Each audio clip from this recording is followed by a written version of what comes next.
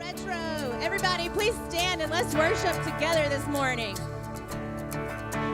I was buried beneath my shame.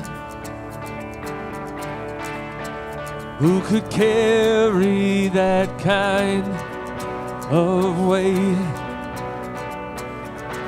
It was my tomb till I met you.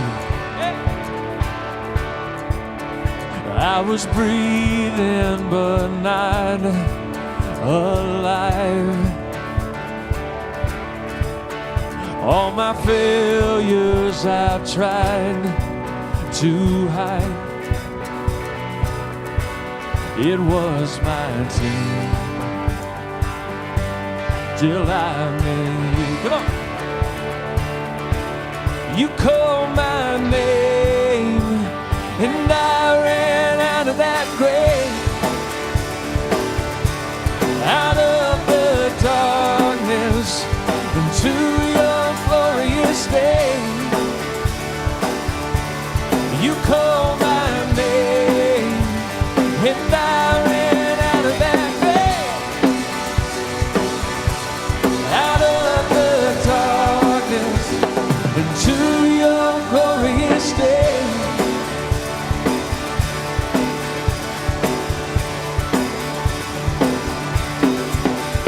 Now your mercy has saved my soul.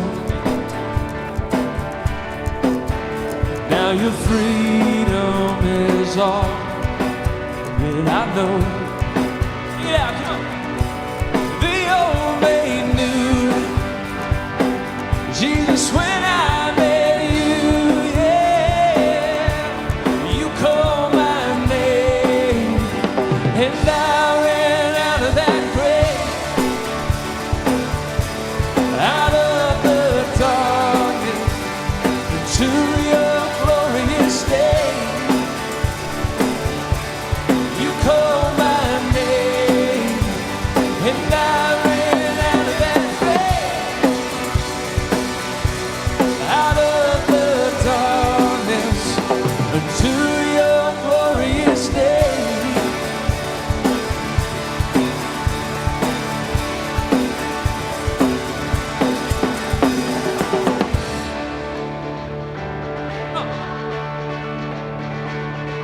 I needed rescue. Come on.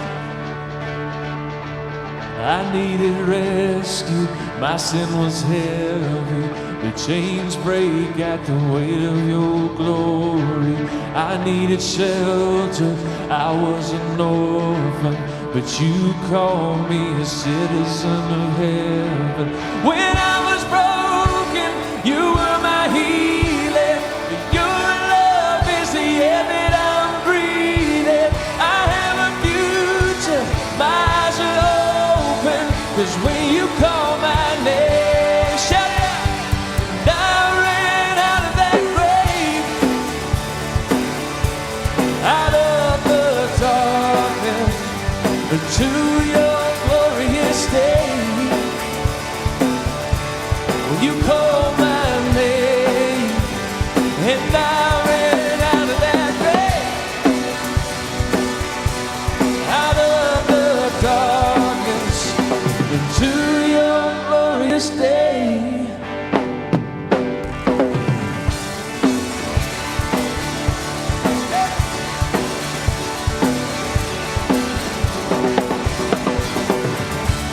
Hope you guys are glad to be here this morning. Come on.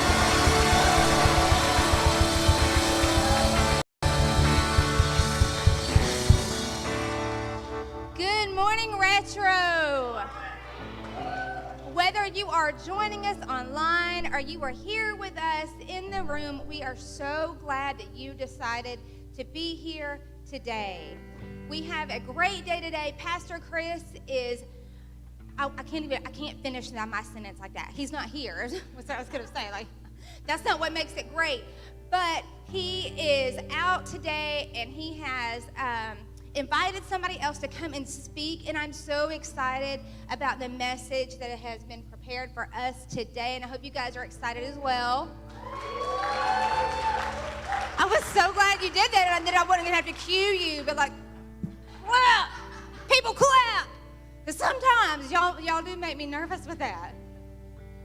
If you are a guest here with us today, we want you to know that we consider you an honored guest, and we are thankful that you chose to join us today. If you look in your seat, I always want to say your seat back, but if you actually look in your seat, you will find a card. That is a connection card, and we would love for you to fill that out. That just lets us know that you were here and you were joining us today. Also, there's a place on there for you to put a prayer request, and we want to pray with you about anything that you have going on, anything that's just on your heart. And so if you will fill one of those out, and you can put it in the offering bucket when that comes by. We are about to go back into worship, and then we are going to hear from our guest speaker, Pastor Drew. Let's pray and get ready to worship. God, thank you for today. Thank you for the opportunity that we have to come together as believers in worship, God. I pray, God, that we all just let go of everything that has been holding on to us this week, God, and we just give it to you.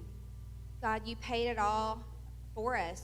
Your finished work on the cross, God, is what gives us hope for the future, God. And because of that, we can let go of the worries that today holds, God. You tell us to give you our burdens, the things that hold on to us, God. And I just pray that's what we do today, that we let that go and our hearts are open for the message that you have for us. I ask this in your name. Amen.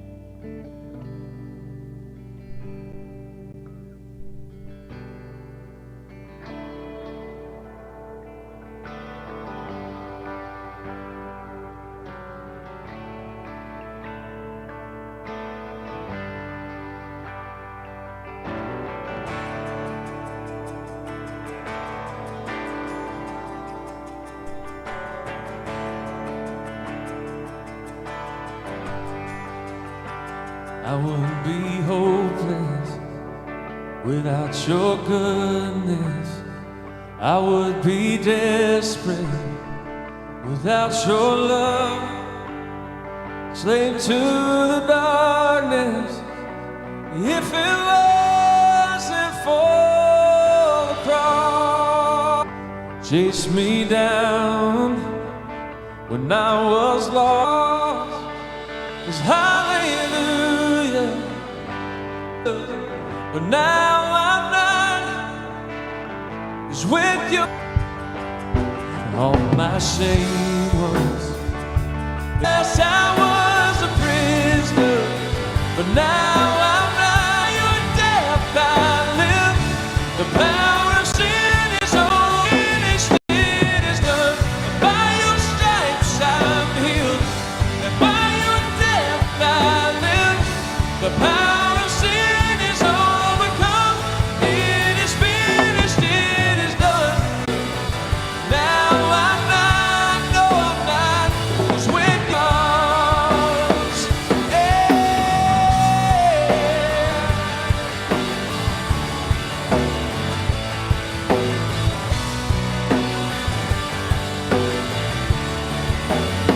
thank you for the cross.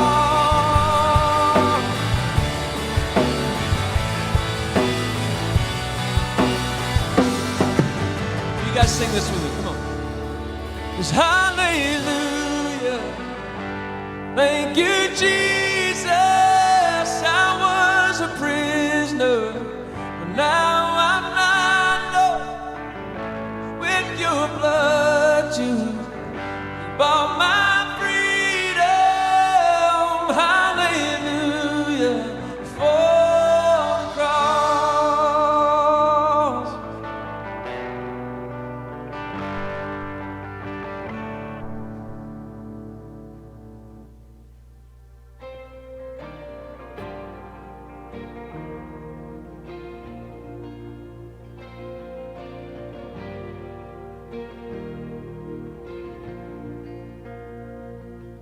The weapon may be formed, but it won't prosper. When the darkness falls, it won't prevail. 'Cause the God I serve knows only how to triumph, and my God will never fail. No, my God will never fail. 'Cause I'm gonna see your victory, and I'm gonna see your victory. For the battle belongs to you, Lord. Come on. I'm gonna see your victory, and I'm gonna see your victory.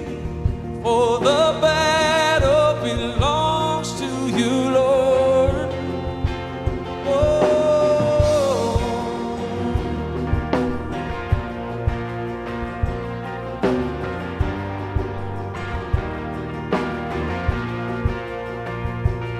Cause there's power in the mighty name of Jesus.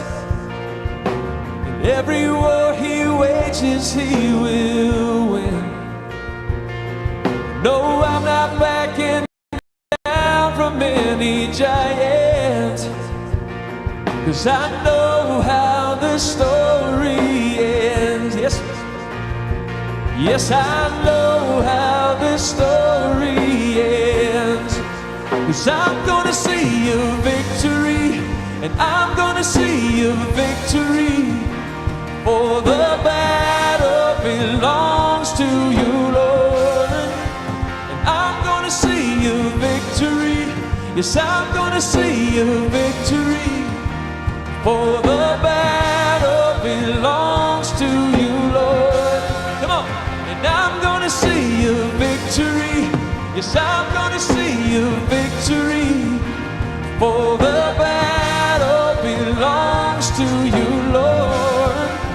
And I'm gonna see your victory. Yes, I'm gonna see your victory. For the battle belongs to you, Lord.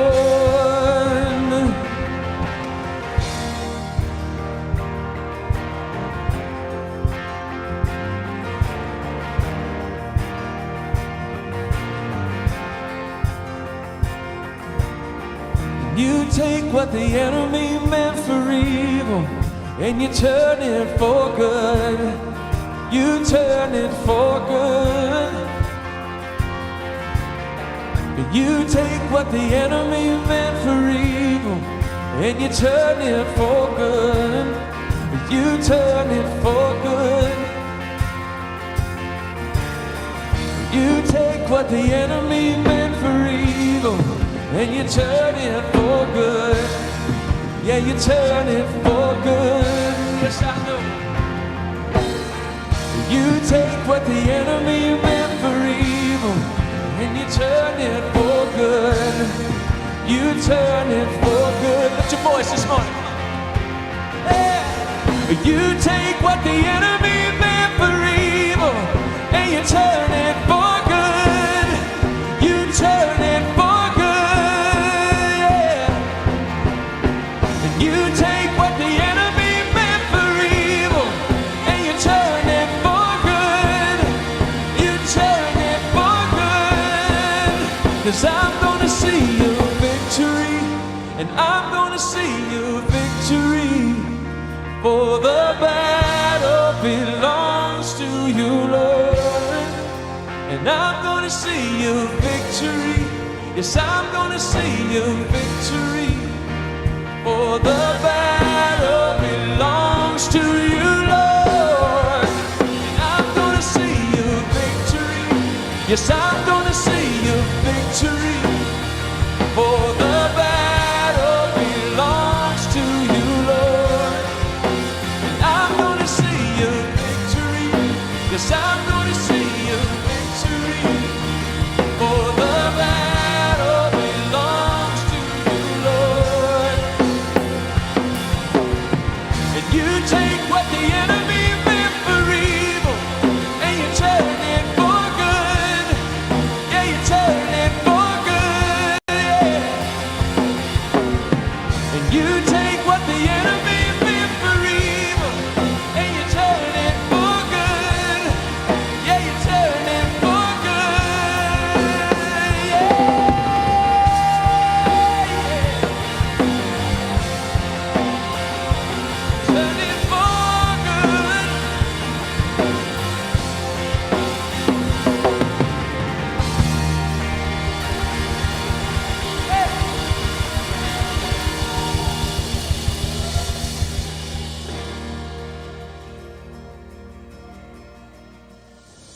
Retro Church, we have a very special treat for you this morning. Man, I'm excited to be able to have one of my friends up from the church that I really consider is our sending church, a church that invested so much into the ministry of Retro Church, and that's Southside Baptist of Warner Robins.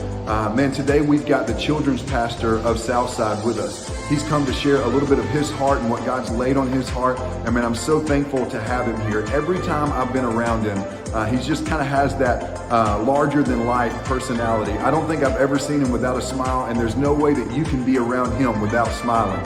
So I hope that you'll stand to your feet and that you'll put your hands together and give a warm welcome for my friend, Pastor Drew Cook.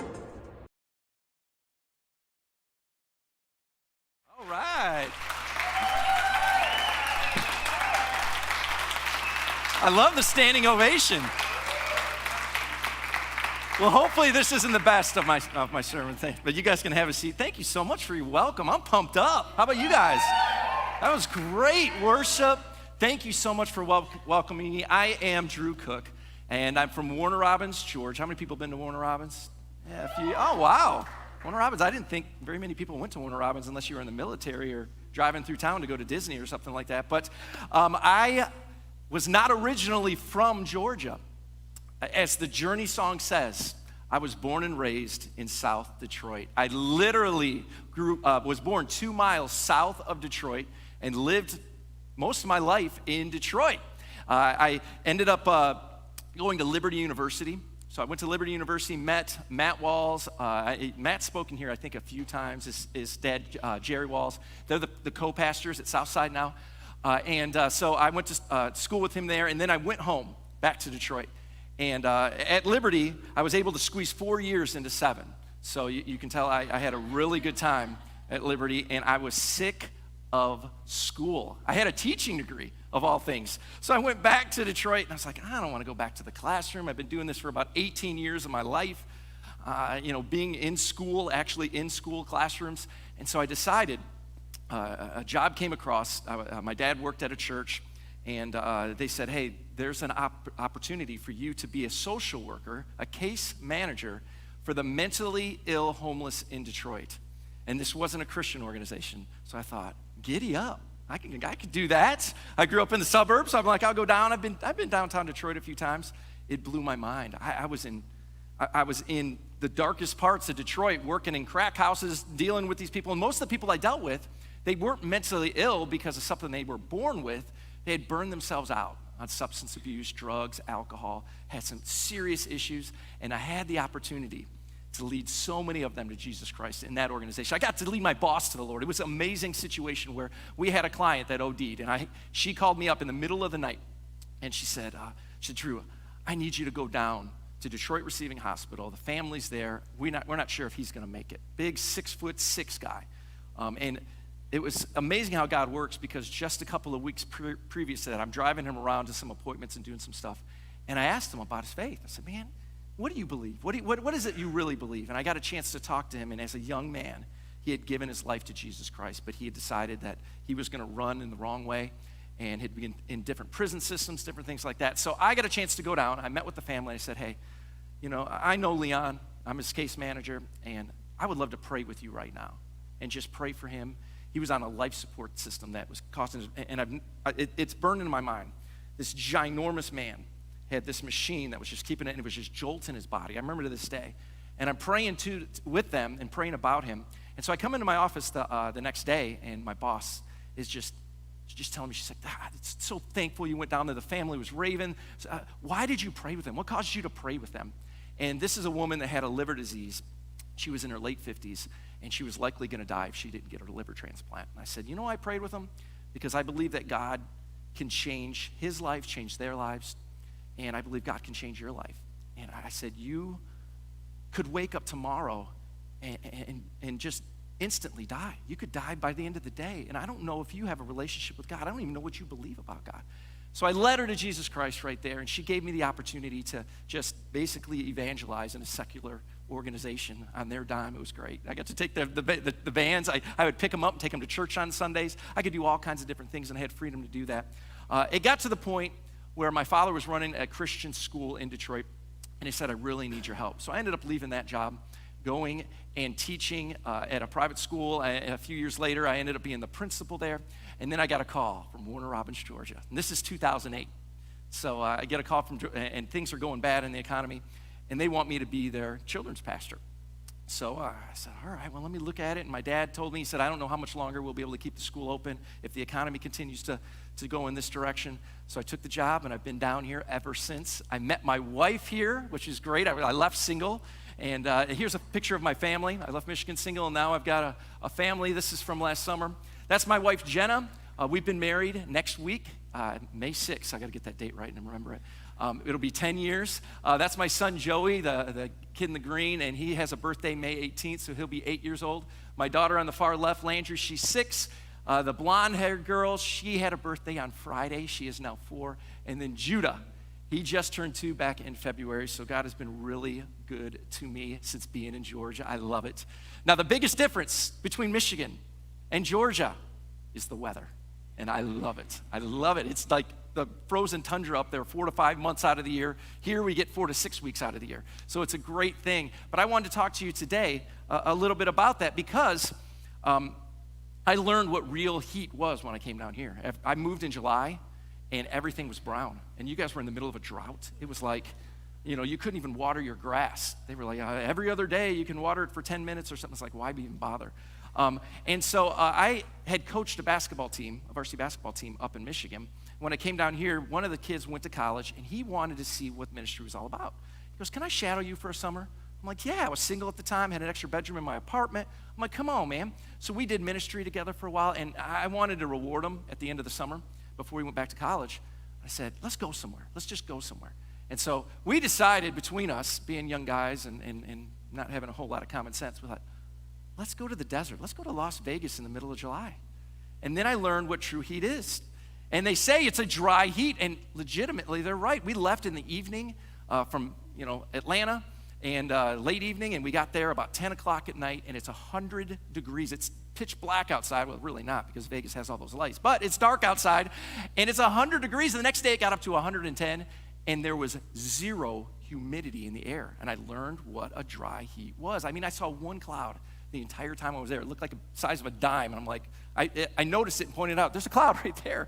It's zero humidity. You would have a glass, and I remember walking down the sidewalk, and they have these restaurants that go out to the sidewalk, and it was filled with ice, and there was no water. There was nothing on the outside of the glass. It was completely dry. I was like, man, that's crazy to me. There was no humidity.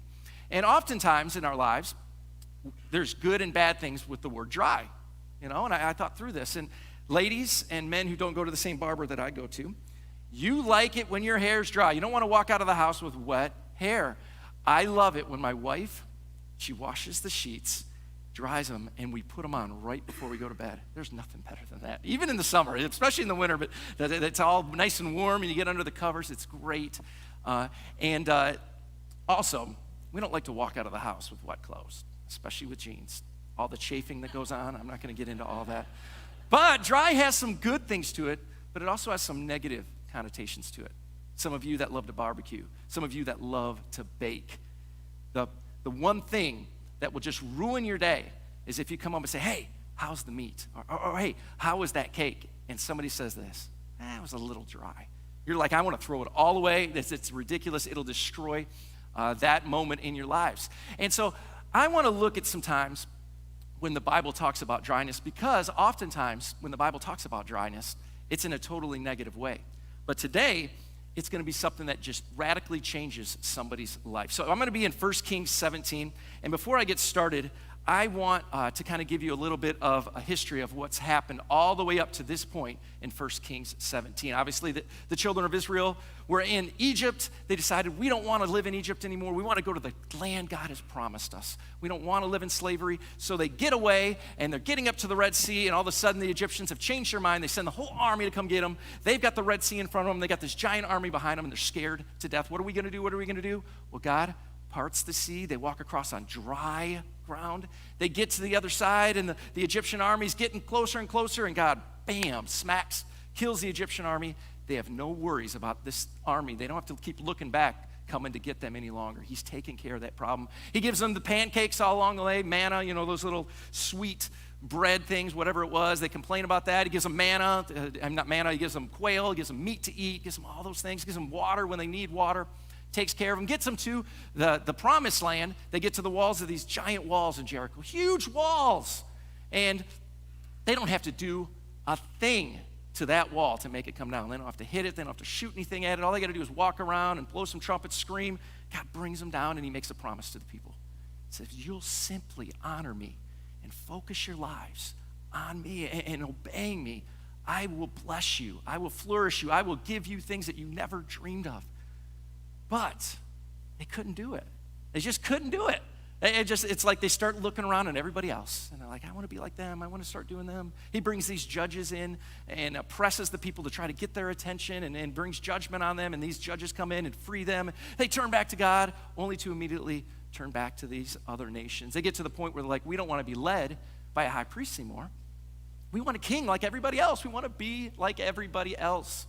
And so God relents and gives them a king, and they have some good kings, and they have a bunch of evil kings, and that's where we are in 1 Kings 17. So in 1 Kings 17, we have a king named Ahab, and he has a wife named Jezebel. And Jezebel is probably the most wicked woman in the history of the world. In my opinion, she's the most wicked woman in the history of the Bible for sure. And so they began worshiping this god called Baal, and this Asheroth is the name of the other god.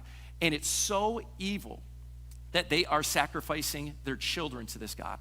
It's absolutely detestable. I'm not even going to get into it because it just makes me sick, especially being a father now thinking it.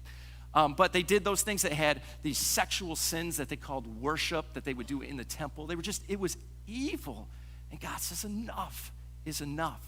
And then he brings this guy onto the scene. This is the first time we hear about him, and he is a very famous guy. So I'm going to start in verse 1 of 1 Kings 17. And it says this, Now Elijah the Tishbite from Tishbe in Gilead said to Ahab, As the Lord, the God of Israel lives, whom I serve, there will be neither dew nor rain in the next few years except at my word.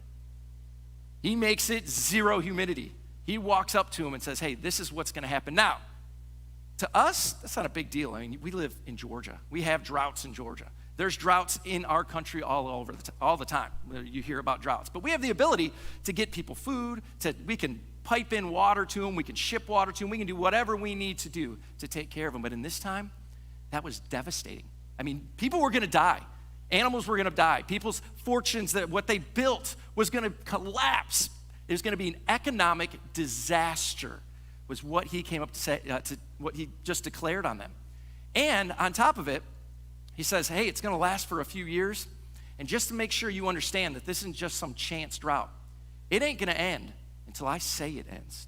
I feel like he's like a boss there. He's like, I'll say when it ends. When it ends, I'll tell you when it ends. I just picture him doing that type of thing. And so in my mind, what I'm picturing is Elijah getting ready to say, all right, let's have this. I'll be standing over here. I'll go set my tent up over here. When you guys decide that you want to quit worshiping and doing all this nasty stuff, come over to me, and maybe I can show you how you can have a relationship with God, how you can do the right things. But God has different plans for Elijah.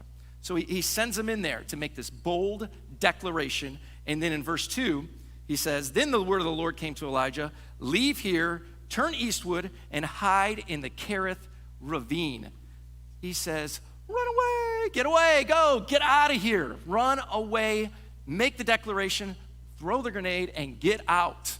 And to me, I kept thinking, why would he do that?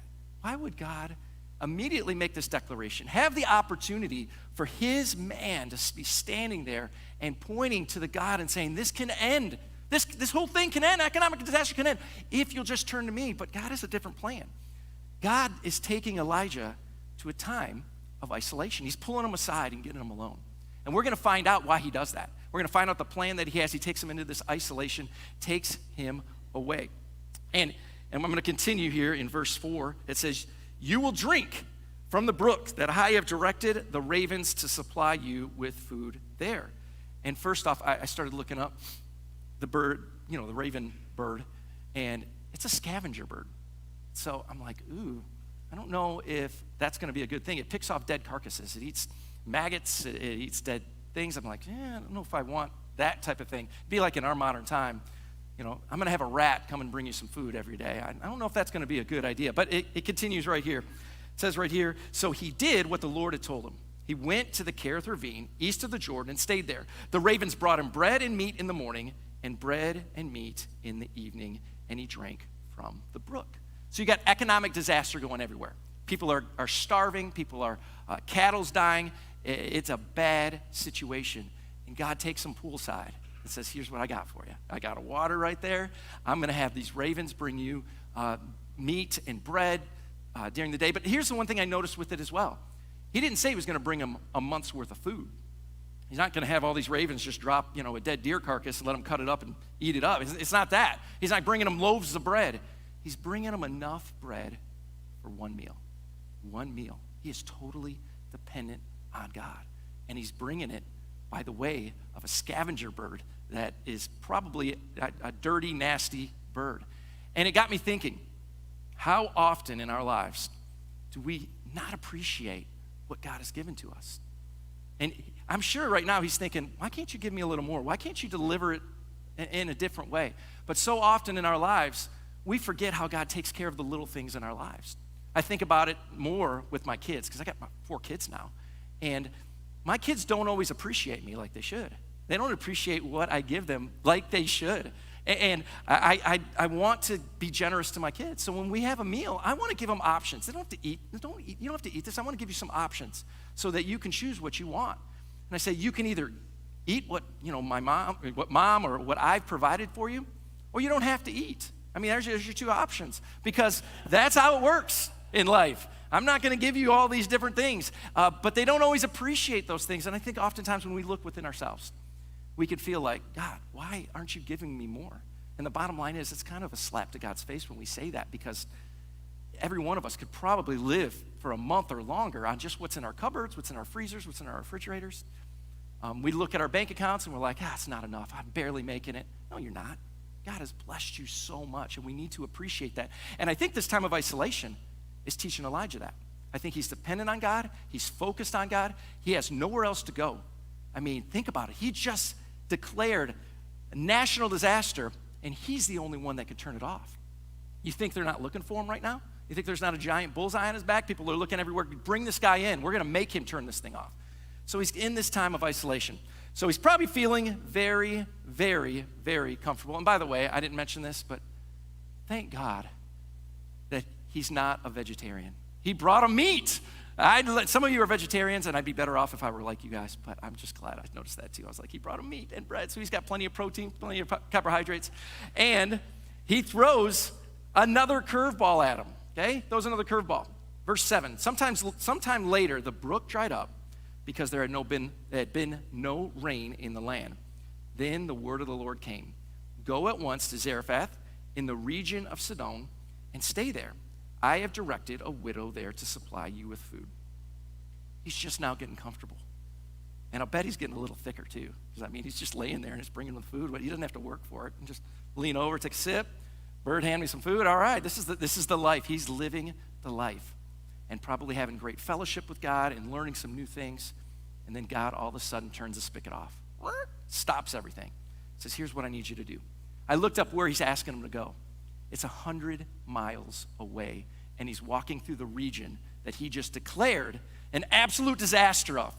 So he's got to walk through this region. Everybody's looking for him. Everybody's mad at him. The king actually had a bounty on his head. You find out later on that there was a bounty on his head. Big bounty. So everybody's like, man, I want this because I'm hungry. I'm dying. If I do this for the king, I'm going to be taken well care of. So he's walking across this with a giant bullseye. And also, God asked him to do the most humiliating thing, to beg food in the middle of a drought, in the middle of a famine, from a widow. And we don't quite understand it in our society like it would have been, how bad it would have been in this time. Women were not as highly regarded back then as they are now. And basically, if you were a widow and you didn't have adult male, children, you were the poorest of the poor. So I'm picturing in my mind exactly what he's telling them to do. It'd be like one of us driving up to Atlanta in a brand new Cadillac, going up to a parking meter and walking up to a homeless guy and saying, hey, can I get some change for that parking meter? I just need a little bit of change. That's what it would have felt like for Elijah to walk up to a widow and say, hey, I need some food. I know it's a famine. Can you please give me some food? And on top of that, I want to repeat, He's looking really healthy, while everybody else, their clothes are hanging real thin right now.